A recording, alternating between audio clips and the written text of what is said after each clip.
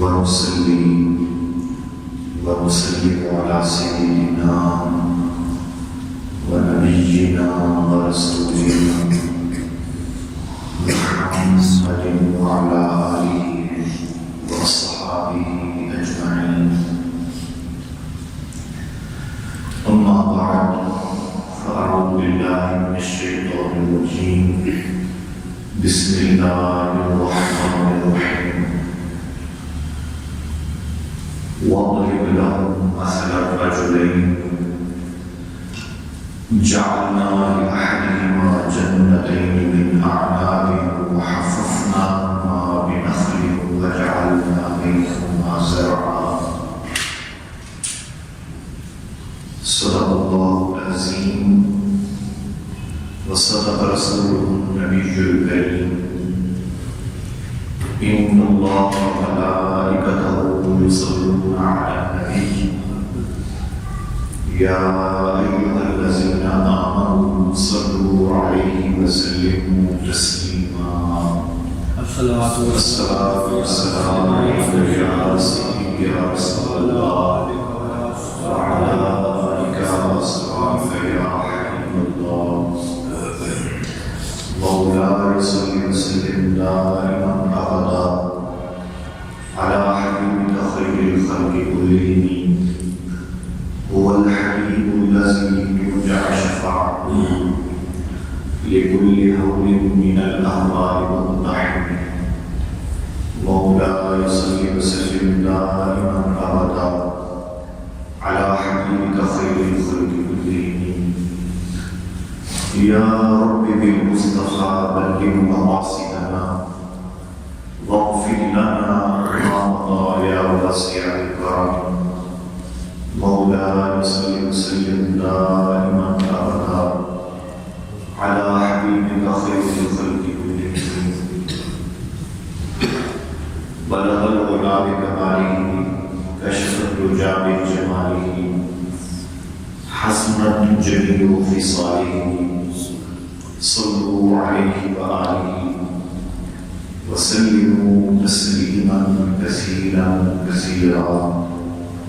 صلى الله تعالى على حبيبه سيدنا ومولانا محمد صلى الله تعالى عليه وسلم.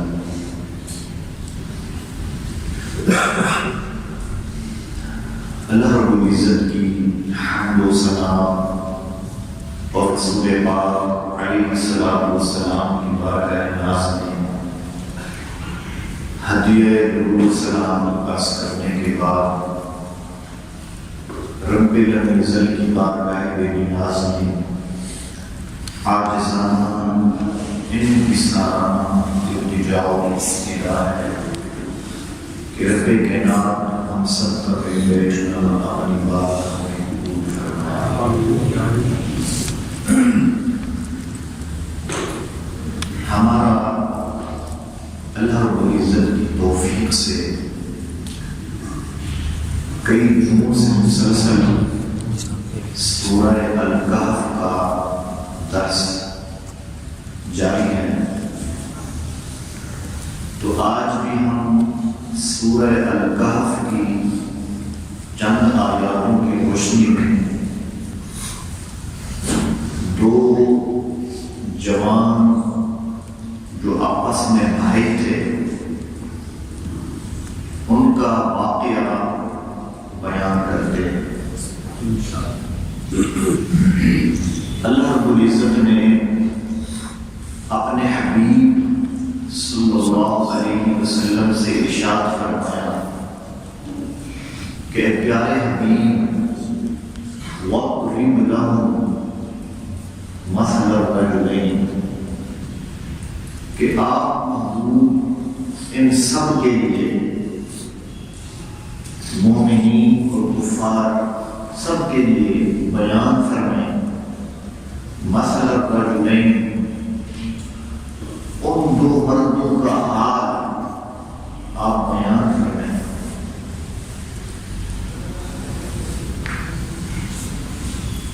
وہ دو مرد کون تھے؟ تفسیر مظہری میں قاضی ثناء اللہ پانی پتی علیہ الرحمہ حضرت عبداللہ بن مبارک کے حوالے سے کہ انہوں نے معمر سے روایت کیا اور انہوں نے عطا خراسانی سے روایت کیا کہ وہ دو مرد کون تھے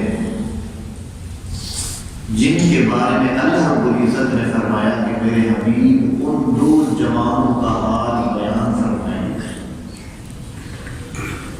تو فرماتے ہیں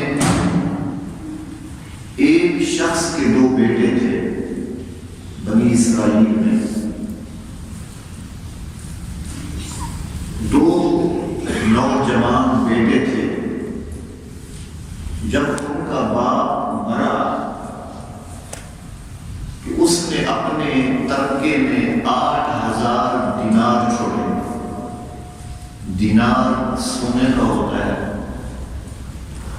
تو ان دو بھائیوں نے وہ 8,000 دینار جو وراثت میں ملے تھے انہوں نے آپس میں اسے تقسیم کیا. 4,000 دینار اپنے حصے کے لیے. اور ان دو جوانوں میں سے دو بھائیوں میں سے ایک کافر تھا اور ایک مومن تھا.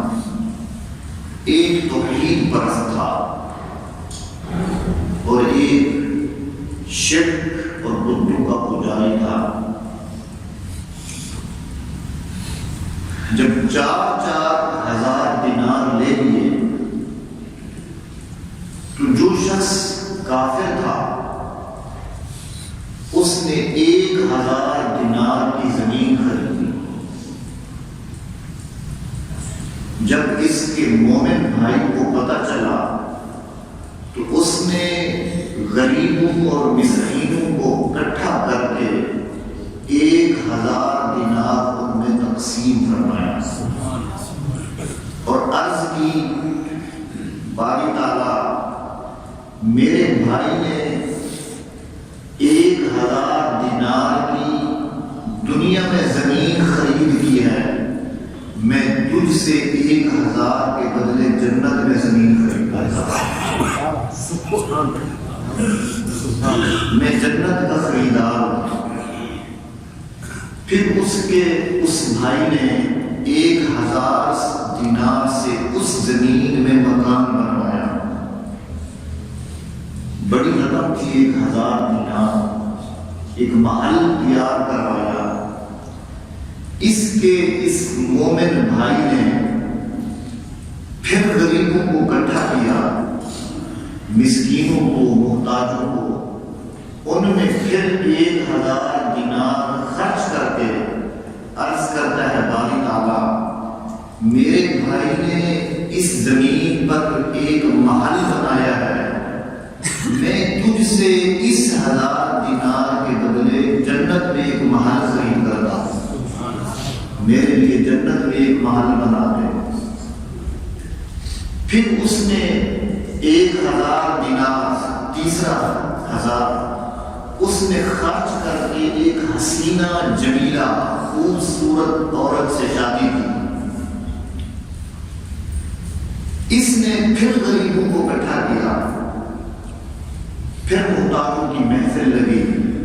اس نے پھر 1,000 دینار کے سکے غریبوں میں تقسیم کر کے عرض کرنے لگا باری تعالیٰ اس نے 1,000 دینار سے ایک حسینہ جمیلہ سے شادی کی ہے. میں 1,000 دینار تیرے غریبوں میں خرچ کرتا ہوں. اس کے بدلے جنت میں کسی عورت سے میرا نکاح کرا. پھر اس نے 1,000 دینار خرچ کیا اس کے دوسرے بھائی نے اور اس سے خدام خرید کیے, مانگیاں, لونڈیاں اور سیم و زر, گھر کا دوسرا مال و متاع خرید کیا. اس پھر مومن بھائی نے اپنا 4,000 خرچ کیا. عرض کی باری تعالیٰ اس نے 1,000 سے مانگیاں,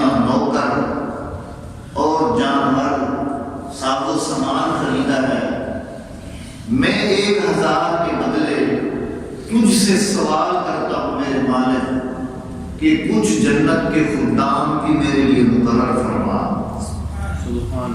پھر اللہ رب العزت کی شان کہ وہ اپنے سے محبت کرنے والوں کو کس چکی سے گزارتا ہے اور کس طرح انہیں آزماتا ہے کہ یہ برتن کتنا پکا ہے، یہ برتن کتنا پکا ہے کہ جو میری محبت میں بچوں کے لیے بھی کچھ نہیں بچایا، اپنے لیے بھی کچھ نہیں رکھا، اور مجھ سے جنت میں زمینیں اور خدام اور مکان خرید کرتا ہے تھوڑا اسے آزماؤ تو سے۔ اللہ کی یہ سنت ہے، شان ہے اس کی کہ جو اس کے جتنا قریب ہوتا ہے وہ اسے تھوڑا سا آزماتا ہے، لیکن طاقت سے زیادہ تکلیف بھی نہیں دیتا۔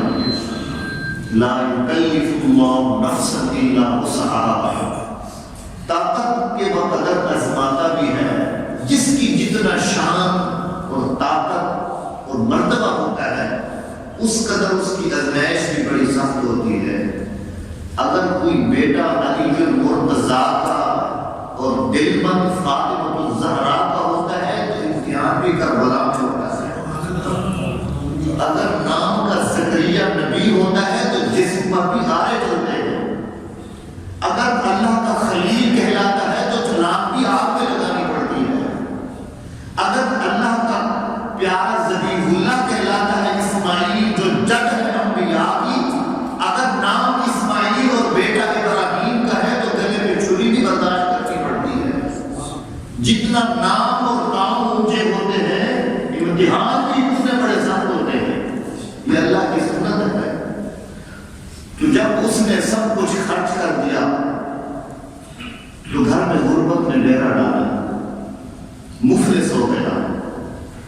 حالانکہ اللہ کا وعدہ ہے کہ میرے نام پر ایک خرچ کرتا ہے میں اس کو اپنے محبوب کے نام پر 10 دیتا ہوں، یہ اس کا طریقہ ہے، لیکن کب دیتا ہے یہ نہیں ہمیں معلوم۔ دے گا ضرور، کب دے گا، کس وقت دے گا، کس صورت میں دے گا، وہ ملنے ضرور ہیں، لیکن کب ملیں گے اس کا کوئی پتہ نہیں۔ حدیث پاک میں آتا ہے کہ ایک بندے کے سامنے احد پہاڑ کے کئی پہاڑوں کی مثل ثواب سامنے آئے گا، ثواب سامنے آئے گا۔ بندہ عرض کرے گا باری تعالیٰ میں نے یہ اعمال کیے ہی نہیں اور میرے حصے میں ثواب کیسے آ گیا ہے؟ اللہ رب العزت فرمائے گا تو نے فلاں موقع پر اپنے رزق کے حلال سے 1 روپیہ خرچ کیا تھا، 1 روپیہ خرچ کیا تھا جو تجھے بھول چکا ہے، میں تیرے اس روپیے کی پرورش کرتا رہا۔ حدیث پاک میں ہے جیسے تم بکری کے بچے کو پالتے ہو، اللہ تمہارے صدقوں کو ایسے پالتا ہے، تمہارے خرچ کو ایسے پالتا ہے کہ تو نے 1 روپیہ خرچ کیا تھا، میں تیرے صدقے کی پرورش کرتا رہا ہوں، پالتا رہا ہوں، تجھے تو وہ روپیہ بھول گیا ہے لیکن میں رب نہیں بھولا، اور احد پہاڑ کے برابر اس کا ثواب میں نے تیرے سامنے حاضر کر دیا ہے۔ دے گا۔ اس نے خرچ تو 4000 دینار کیا تھا، اربوں کے حساب سے ملنا تھا اللہ کی بارگاہ سے، لیکن اللہ نے آزمائش کی گھڑی لمبی کر دی۔ ایک دن مفلس، پریشانی، تنہائی، اور آپ اس بات کو ذہن میں نشین رکھیں کہ تنگ دستی کا آ جانا، غربت کا آ جانا، غریب ہو جانا، یہ اللہ کی ناراضگی کی دلیل نہیں ہے۔ اللہ کی ناراضگی کی دلیل نہیں ہے کہ اللہ ناراض ہو گیا، میرا سب کچھ چلا گیا ہے، یا میں محتاج گھر میں پیدا ہوا ہوں، اللہ مجھے دنیا کی ریل دیتا، میرے پاس بھی گاڑیاں اور محل اور بنگلے ہوتے، میں غریب ہوں، شاید مجھ پر اللہ ناراض ہے۔ ایسی بات نہیں ہے، غریب بھی اللہ کے محبوب ہوتے ہیں۔ اللہ غریبوں سے، لیکن حضور نے فرمایا مجھے تعجب ہے اس غریب سے جو ہے تو غریب لیکن متکبر ہے۔ متکبر غریب سے اللہ اس کو پسند نہیں کرتا۔ تو خرچ کر بیٹھا، دیر ہو گئی، اللہ رب العزت نے آزمائش کی گھڑی لمبی کر دی، اور ایک بھائی کے پاس جاؤں،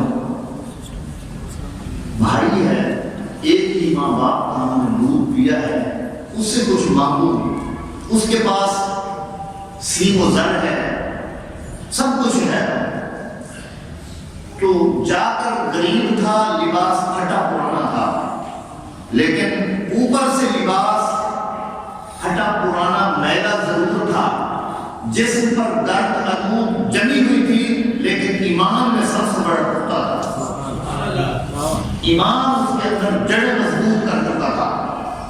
آ کر اپنے بھائی کے گھر بھی نہیں گیا، دروازہ بھی نہیں کھٹکایا، اس کے راستے پر بیٹھ گیا۔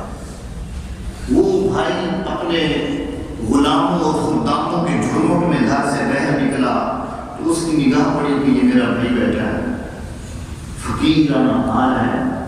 اس نے اسے بلایا اور حال پوچھا۔ اس نے کہا میں بہت مفلوق الحال ہوں، بچے بھوکے بیٹھے ہیں، تیرے پاس ایک امید لگا کر آیا ہوں کہ کچھ میری ہیلپ کر۔ اس نے کہا تجھے جو 4000 دینار ملا تھا وہ کدھر گیا؟ اس نے پھر وہ سارا معاملہ سنایا کہ وہ کہاں گیا، کیونکہ وہ مشرک تھا۔ جب صدقہ خیرات کا سنا تو اندر سے جگ اٹھ گیا۔ اس نے کہا تو بھی صدقہ خیرات کرنے والوں میں شامل ہو گیا ہے، یعنی تو بھی مومن، تو کلمہ پڑھنے لگا ہے۔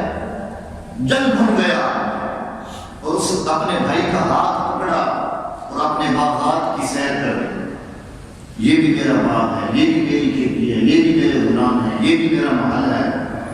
جب بھائی نے دیکھا کہ عیش و آرام کی زندگی اور سارے سامان تمغل موجود ہے، باغ کے دروازے پر آیا اور غریب بھائی کو دھکا دے کر نکال دیا، کہا تیرے لیے کچھ بھی نہیں میرے پاس۔ کفر کی دشمنی دیکھو، کفر کی۔ آج ہم کفر کو دوست بنانا چاہتے ہیں، کفر کتنا بغض ہے کفر کے اندر۔ اللہ رب العزت نے فرمایا بدو ما عجبتم قد بدت البغضاء من افواہہم وما تخفی صدورہم اکبر۔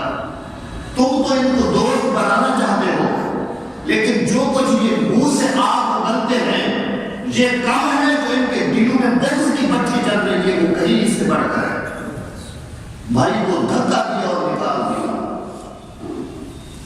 اور اللہ رب العزت نے ان دو شخصوں کے بارے میں فرمایا وَضْرِبْ لَهُم مَثَلَ الرَّجُلَيْنِ، اور اس کافر کے حالات اللہ رب العزت نے خود بیان فرمایا کہ اس کو کن کن نعمتوں سے اللہ نے نوازا تھا۔ فرمایا وَضْرِبْ لَهُم مَثَلَ الرَّجُلَيْنِ جَعَلْنَا لِأَحَدِهِمَا جَنَّتَيْنِ مِنْ أَعْنَابٍ وَحَفَفْنَاهُمَا بِنَخْلٍ وَجَعَلْنَا بَيْنَهُمَا زَرْعًا، کہ ہم نے ان دونوں میں سے ایک کے لیے یعنی کافر کے لیے 2 باغ دیے تھے، جنتین، 2 باغ ہم نے اسے عطا کیے تھے، اور وَحَفَفْنَاهُمَا بِنَخْلٍ، اور باغ بھی کس کے؟ فرمایا مِنْ أَعْنَابٍ، انگوروں کے باغ دیے تھے۔ اللہ رب العزت کیسا کریم اور رحیم مالک ہے کہ نہ ماننے والے کو، دشمن کو انگور کے 2 باغ دیے، جنتین من اعناب، 2 باغ انگور کے لیے، وحففناہما بنخل، اور باغوں کے کنارے پر اللہ رب العزت نے فرمایا ہم نے کھجوروں کی باڑ بنائی کہ اس کے اوپر لال پیلے کھجوریں لگی ہوئی تھی اور اس کی ہم نے دیوار بنائی تھی، چاروں طرف کھجور کے باغ تھے، باڑ بنی ہوئی تھی۔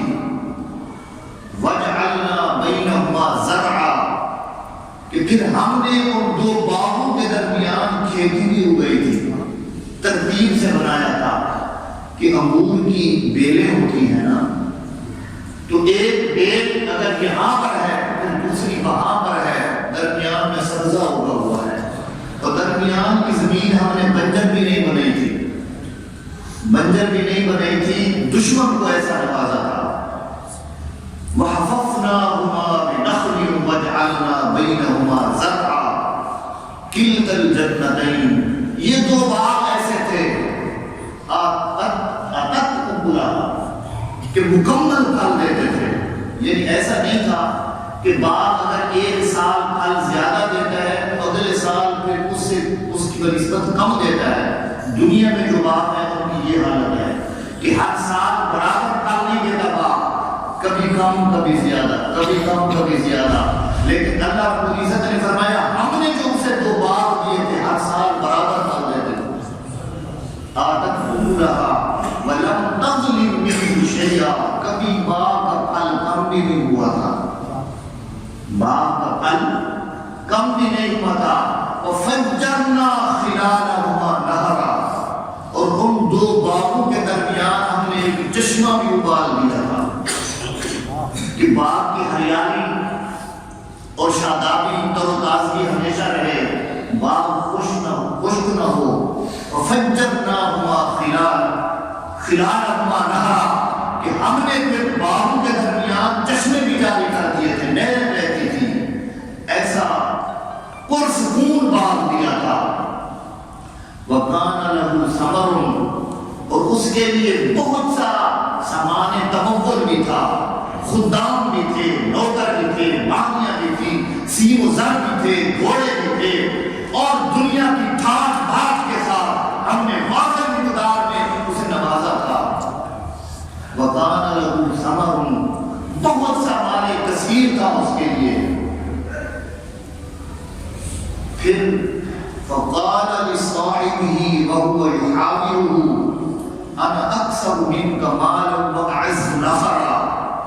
جب اس کا بھائی اس سے کچھ مانگ رہا تھا تو قرآن مجید میں اللہ رب العزت نے فرمایا اس نے اپنے اس دوست ساتھی سے کہا، اس بھائی سے کہا، وَهُوَ يُحَاوِرُهُ، اس حال میں کہ وہ دونوں آپس میں وہاں میں گفتگو تھے، آپس میں گفتگو جب کر رہے تھے تو اس کافر بھائی نے اپنے مومن بھائی سے کہا تھا انا اکثر منک مالا واعز نفرا، دیکھ میرا مال بھی تجھ سے زیادہ ہے، میرا جتھا بھی سب سے زبردست ہے.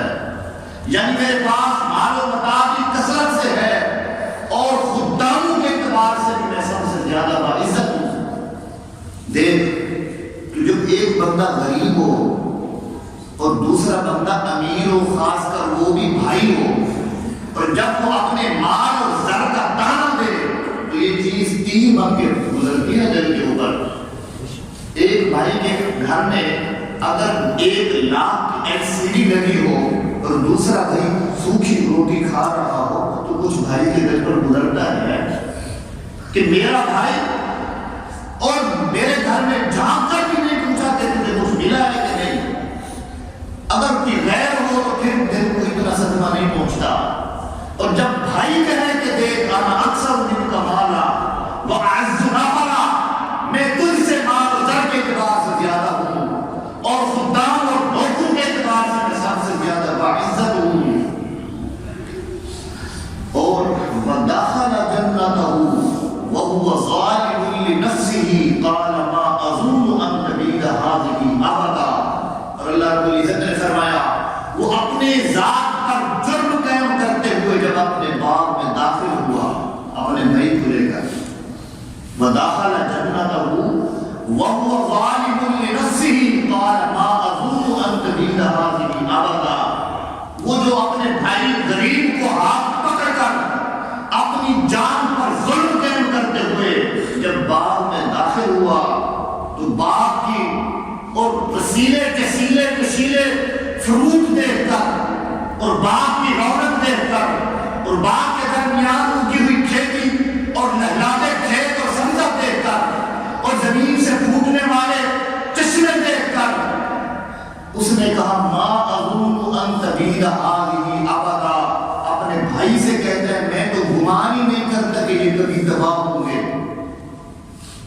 مطلب یہ تھا کہ یہ میرے ساتھ ہمیشہ رہیں گے. یہ پھوٹنے والے چشمے، یہ باغ کی ہریالی، یہ سبزے کا پھیلاؤ اور یہ جنت نظیر وادی، میں نہیں سمجھتا کہ کبھی یہ تباہ ہو جائے.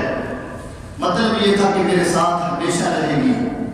اور جو لوگ اللہ رب العزت کی یاد سے دور ہوتے ہیں جو ایمان کی حلاوت سے دور ہوتے ہیں، جنہوں نے کبھی ایمان کی مٹھاس کو محسوس ہی نہیں کیا، ان کے رہن سہن سے اور ان کے چلنے پھرنے کے انداز سے یوں لگتا ہے کہ نہ انہوں نے کبھی مرنا ہے نہ کبھی نعمت نے چھینا ہے۔ ایسے اس نے کہا ما اظن ان تبید هذه ابدا، میں تو گمان کرتا ہوں، میں گمان ہی نہیں کرتا، میرے دل میں یہ شک ہی نہیں گزرتا کہ کبھی یہ چیز برباد ہو جائے گی۔ اور اس نے اگلا جملہ جو کہا وما اظن الساعة قائمة، میرے بھائی سن، جس قیامت کے تم صبح و شام مجھے دھمکیاں اور ڈراوے دیتے ہو، میں تو اس کے قائم ہونے کا گمان ہی نہیں کرتا، قیامت کا ممکن تھا۔ وما اظن الساعة قائمة، اس نے کہا میں قیامت کے قائم ہونے کا گمان ہی نہیں کرتا۔ آج بھی یہ ٹولہ دنیا میں موجود ہے، وہ کہتے ہیں کوئی قیامت نے نہیں آنا، یہ جیسے لوگ مر رہے ہیں، جی رہے ہیں، پیدا ہو رہے ہیں، یہ دنیا کا سلسلہ ایسے چلتا رہے گا۔ لیکن اللہ رب العزت نے فرمایا مومنین کی شان یہ ہے وہ بالآخرۃ ہم یوقنون، کہ وہ آخرت کے دن پر ایمان نہیں، وہ ایمان رکھتے ہیں، وہ یقین رکھتے ہیں۔ اس نے کہا میں قیامت کے قائم ہونے کا گمان ہی نہیں دل پر گزرتا۔ اور بھائی کہتا تھا کہ نہیں ایک دن ہم نے کھڑا ہونا ہے۔ اس نے پھر آگے جواب میں کہا وَلَئِن رُدِدتُّ إِلَىٰ رَبِّي لَأَجِدَنَّ خَيْرًا مِنْهَا مُنقَلَبًا، اس نے کہا اگر میں اپنے رب کی طرف لوٹایا بھی گیا، بالفرض مثال دے رہا ہے، اگر میں پلٹایا بھی گیا اپنے رب کی طرف، تو جیسے آج دنیا میں کنگال ہے تو وہاں بھی کنگال ہوگا، میں اس سے بھی بہتر بدلہ وہاں پاؤں گا۔ بڑی عجیب بات ہے، اللہ کی ناشکری، اللہ کی نافرمانی اور غریب مسکین کو دھکے، پھر کہتا ہے اس سے بھی بہتر بدلہ مجھے وہاں ملے گا۔ پہلے تو گمان یہ ہے کہ یہ دن ہی نہیں آنا۔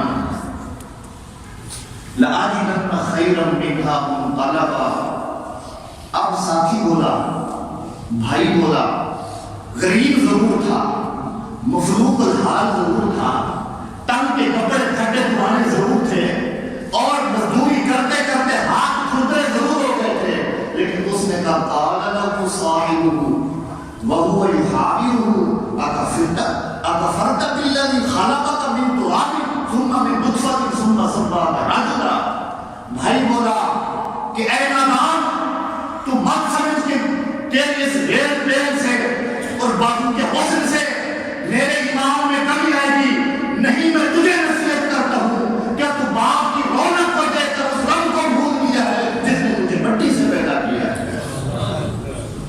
خلقک من تراب، تجھے مٹی سے پیدا کیا ہے، ثم من نطفہ، پھر تجھے نطفے سے پیدا کیا ہے، ثم سواک رجلا، پھر اس نے تجھے ایک جوان بنایا ہے۔ اس کا انکار کرتا ہے اکفرت بالذی، کیا اس رب کا انکار کرتا ہے جس نے زمین سے مٹی لی اور تجھے اپنے ہاتھوں سے تراشا؟ اس رب کا انکار کرتا ہے۔ یا ایھا الانسان ما غرک بربک الکریم، اے انسان تجھے اپنے رب کریم سے کس چیز نے دھوکے میں ڈالا ہے؟ یہ جو مٹی ہے یہ مادہ فائدہ ہے انسان کا، اور نطفہ انسان کا مادہ قریبہ ہے۔ کیسے؟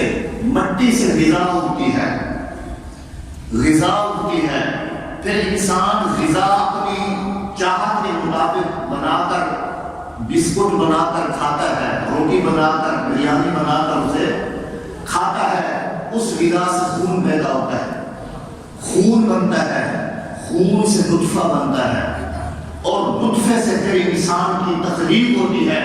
تو مٹی کا ذکر اس لیے کیا کہ تیری ساری تخلیق کا اسباب مٹی ہے، مٹی سے تجھے تیرے رب نے کتنے مرحلوں سے گزار کر تجھے کیسا حسن کا شاہکار بنایا، اس رب کا انکار کرتا ہے۔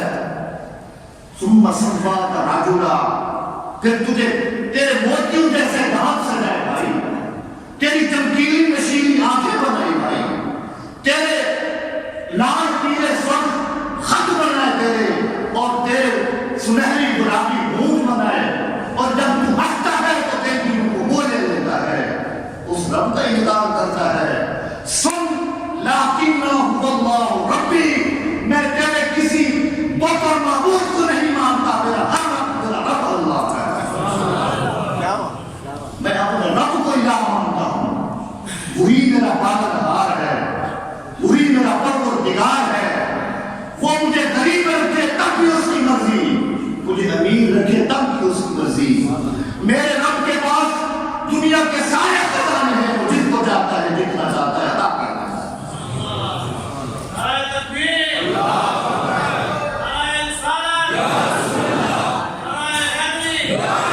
یہ ہوتا ہے کہ وہ دوسرا اتنا متمول مالدار ہے، صاحب ثروت ہے، خدام ہے، نوکر ہے، چاکر ہے، اور اس کے پاس ایک اثر و رسوخ ہے، لیکن یہ غریب ضرور ہے، پھٹا پرانا لباس ضرور ہے، لیکن کلمہ حق جان کے سامنے منہ پر گئے دیا، کلمہ حق منہ پر گئے دیا ہے، لَكِنَّ اللَّهُ رَبِّي وَلَا أُشْرِكُ بِرَبِّي أَحَدًا، میں اپنے رب کے ساتھ کبھی شرک کر نہیں سکتا۔ وَلَوْلَا إِذْ دَخَلْتَ جَنَّتَكَ قُلْتَ مَا شَاءَ اللَّهُ لَا قُوَّةَ إِلَّا بِاللَّهِ۔ اب یہ مومن بھائی اسے نصیحت کر رہا ہے، کہتے ہیں نادان، جب تو اپنے باغ میں داخل ہوا تھا، میرا ہاتھ پکڑ کر جب تو اپنے باغ میں داخل ہوا تھا تو نادان تو نے باغ کی رونق کو دیکھ کر، اس کی ہریالی کو دیکھ کر تو نے ماشاء اللہ لا قوت الا باللہ کیوں نہیں پڑھا تھا؟ ماشاء اللہ لا قوت الا باللہ کیوں نہیں پڑھا تھا؟ مطلب یہ تھا کہ یہ جو تجھے عزت ملی ہے، یہ جو باغ کی صورت میں تجھے انگوروں کے چھتریاں ملی ہے اور کھیتی لہراتی ہوئی ملی ہے، تو یہ سمجھتا ہے کہ شاید میرے دلالوں کا کمال ہے، نہ جانتا ہے دلالوں کا کمال نہیں، یہ پروردگار کا کمال ہے، یہ پروردگار کا کمال ہے۔ اپنی اس مشیت کو اللہ کی مشیت کے سپرد تو نے کیوں نہیں کیا؟ تو نے یہ کیوں نہیں کہا ماشاء اللہ؟ جو اللہ نے چاہا، لا قوت الا باللہ، کوئی کسی کو کچھ نہیں دے سکتا، جب بھی کسی کو ملتا ہے تو رب کی عطا سے ملتا ہے۔ یہ کیوں نہیں پڑھا تم نے؟ تھا مشرک ہوئی، تھا تو مشرک، لیکن مومن کے دل سے نکلنے والی آواز تو سنو۔ آقا علیہ السلام نے امام بہقی میں شعب الایمان میں حضرت انس سے روایت نقل کی ہے کہ آقا علیہ السلام نے ارشاد فرمایا کہ جو شخص کسی چیز کو دیکھے، جو شخص کسی چیز کو دیکھے تو وہ چیز بڑی بھلی لگے اور دل کو پسند آ جائے، تو آقا نے ارشاد فرمایا اس بھلی اور پسندیدہ چیز کو دیکھ کر دیکھنے والا پڑھے ماشاء اللہ لا قوت الا باللہ۔ یہ قرآن کی آیت ہے، ماشاء اللہ لا قوت الا باللہ۔ آقا نے ارشاد فرمایا جب یہ پڑھ لے گا اس چیز کو نظر بد لگ سکتی ہے، نہ آسمان سے آفت اٹھا کر اسے پڑھا کر، وہ غیبی آفت اور سماوی آفت، زمینی طوفان، ہواؤں کے چکر آ کر اسے اتار نہیں سکتے، وہ اسی طرح حسین رہتی ہے۔ اور ابن سنی کی روایت ہے، اس کے اندر صراحت کے ساتھ الفاظ ہے، آقا نے ارشاد فرمایا جب کوئی چیز کسی حسین چیز کو دیکھے تو کہتے ہیں ماشاء اللہ لا قوت الا باللہ، فرمایا سب کچھ ہو سکتا ہے، کبھی اسے نظر بد تک بھی نہیں لگ سکتی۔ اور حضرت فروہ رضی اللہ تعالیٰ عنہ جب بھی کسی باغ میں داخل ہوتے، کسی اچھی جگہ میں چلے جاتے تو اس حسین چیز کو دیکھ کر کہہ دیتے تھے ماشاء اللہ لا قوت الا باللہ۔ آپ بھی میرے دوست عادت بنا لیں، یہ نظر بد سے بچنے کا بہت بڑا ذریعہ ہے، قرآن کی آیت ہے ماشاء اللہ لا قوت الا باللہ۔ یہ جملہ ضرور کہنا چاہیے، اللہ کی مشیت کے سپرد کر دینی چاہیے ساری چیز۔ بعض لوگ ہوتے ہیں جن کے دلوں میں حسد کے بھاگن کرتے ہیں اور بغض و اناد کی بچیاں چلتی ہیں، اور وہ دوسرے کو نعمت کے اندر دیکھ کر، اللہ کے فضل کے اندر دیکھ کر جل اٹھتے ہیں اور نگاہ ڈالتے ہیں، آنکھ ان کی مڑتی ہے، اگلی چیز فنا ہو جاتی ہے، نظر بد لگ جاتی ہے، نظر بد لگ جاتی ہے، وہ نعمت دوسرے سے چلی جاتی ہے۔ اس سے بہت سے واقعات ہیں، نظر بد لگتی ہے۔ آقا علیہ السلام حسنین کریمین کو سامنے بٹھا کر جو شہزادے جو تھے حسن میں تصویر مصطفیٰ جو تھے اور نقشہ رسول جو تھے، ڈر لگتا تھا کہ کسی بد نظرے کی نظر نہ لگ جائے۔ جب بھی آقا کی نظر پڑتی تھی حسنین کریمین پر فرماتے تھے ماشاء اللہ لا قوت الا باللہ، اس طرح آپ فرماتے تھے ماشاء اللہ۔ تو یہ بھائی اپنے اس مشرک بھائی سے کہہ رہا ہے کہ تو سمجھ رہا ہے کہ شاید میری محنت کا کمال ہے، میرے دیناروں کا کمال ہے، میرے خرچ کا کمال ہے، نادان تیرا کوئی کمال نہیں، یہ سب میرے رب کا کمال ہے۔ لا قوت الا باللہ۔ آگے بھائی کہتا ہے ان تارانی انا اقل منک مالا و ولدا، کہ اگر تو مجھے دیکھ رہا ہے کہ میں مال کے لحاظ سے بھی تجھ سے کم ہوں اور اولاد کے لحاظ سے بھی تجھ سے کم ہوں، اس میں کوئی میری دوسری بات نہیں کہ بے شک میں مال میں بھی کم ہوں تجھ سے، مال میں بھی کم ہوں، اولاد میں بھی کم ہوں، میرے پاس غلاموں کی کثرت نہیں ہے، میرے پاس باغات نہیں ہے، ابلتے ہوئے چشمے نہیں ہیں، لیکن سن میری بات فَعَسَىٰ رَبِّي أَن يُؤْتِيَنِي خَيْرًا مِّن جَنَّتِكَ، میں اپنے رب کی بارگاہ میں امید رکھتا ہوں اللہ تیرے باغ سے بہتر باغ مجھے عطا فرمائے گا۔ قرآن کے جملے فَعَسَىٰ رَبِّي، مجھے امید ہے، میں اللہ سے لو لگا کے بیٹھا ہوں، وہ میرا مالک ہے، اس نے وعدہ کیا وہ دے گا ضرور، صبح دے یا شام دے، کل دے یا پرسوں دے، وہ دے گا ضرور، لیکن مجھے میرے رب پر پختہ یقین ہے کہ ان یؤتینی خیرا من جنتک، مجھے اس سے بہتر بدلہ عطا فرمائے گا۔ اس وجہ سے قرآن مجید میں اللہ رب العزت نے ہمیں بھی حکم دیا ہے، ہمیں بھی حکم دیا ہے لا تقنطوا من رحمت اللہ، اللہ کی رحمت سے نا امید نہ ہونا، اللہ کی رحمت سے نا امید نہ ہونا، اس کی بارگاہ میں امید کا سلسلہ اور امید کی کڑیاں جاری رکھنا۔ ایک وقت ایسا آئے گا کہ تم رات کو سو گے، تم یہی سمجھو گے کہ ہم غریب ہیں، ہمارے پاس کچھ نہیں ہے، لیکن اللہ رب العزت اپنی رحمت کا دروازہ ایسا کھولے گا کہ دنیا میں بھی تمہارا ثانی کوئی نہیں ہوگا، آخرت میں بھی تمہارا ثانی کوئی۔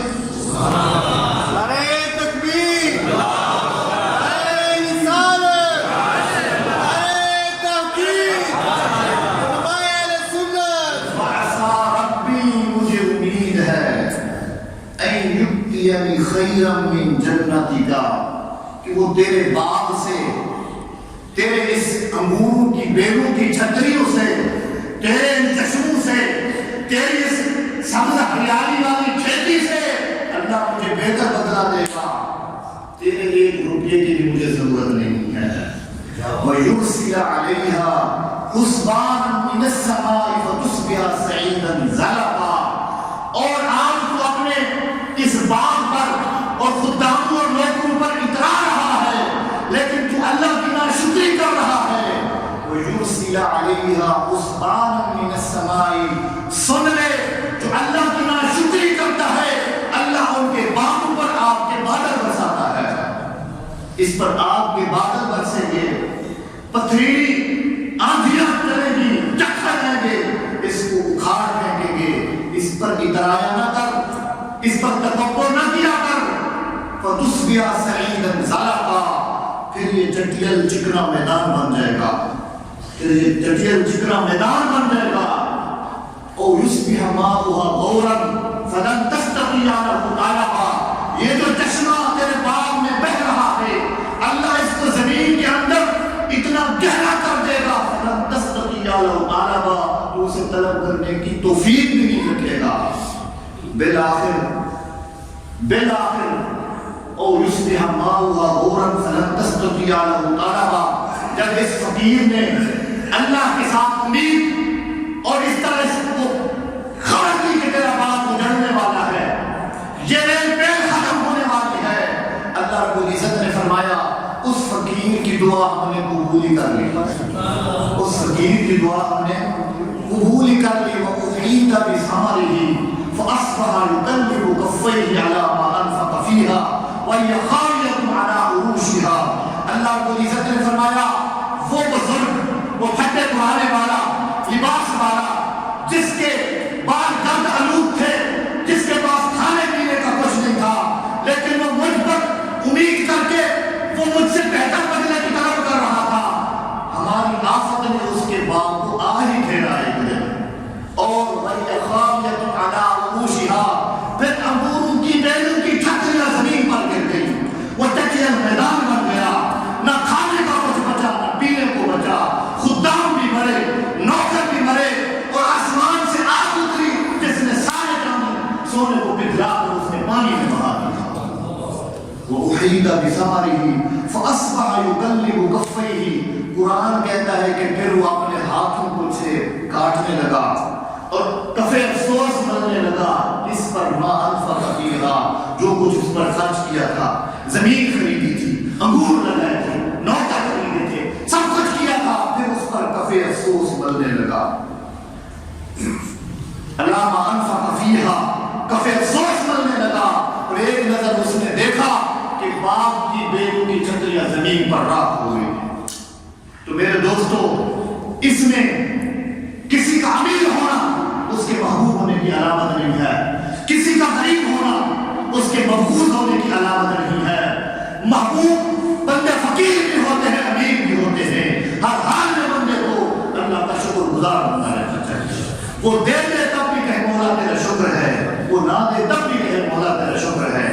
غریبی بھی امتحان کے لیے آتی ہے، امیر بھی امتحان کے لیے آتی ہے، اسے دیکھ کر آزماتا ہے، اسے لے کر آزماتا ہے۔ جسے دیا ہے دیکھتا ہے کہ وہ کتنے سجدے کرتا ہے، جسے نہیں دیا اسے دیکھتا ہے کہ کتنا شکر اور صبر کرتا ہے۔ تو ہمیں بندہ اسی کا ہے، غریب ہو یا امیر، اس کی نگاہ میں سب برابر ہے، اسی کی نگاہ میں عزت اور وقار کے پیمانے یہ نہیں ہے کہ کسی کا خدام زیادہ ہو، اور وقار کا معیار یہ نہیں ہے کہ اس کی نوکریاں اور بنگلے زیادہ ہوں۔ وقار کا معیار یہ ہے کہ کس سے دل محبت الہی کا ڈوبا رہتا ہے، کس کا دل محبت الہی کے سمندر میں غوطہ زن رہتا ہے۔ وقار کا معیار یہ ہے، عزت کا معیار یہ ہے، ہمارے لیے عزت کا معیار یہ ہے کہ کون ہے جو دہلیز مصطفیٰ پر ہر وقت اپنے آپ کو وابستہ رکھتا ہے۔ یہاں دنیا کی بات نہیں ہے، سیر و زر کی بات نہیں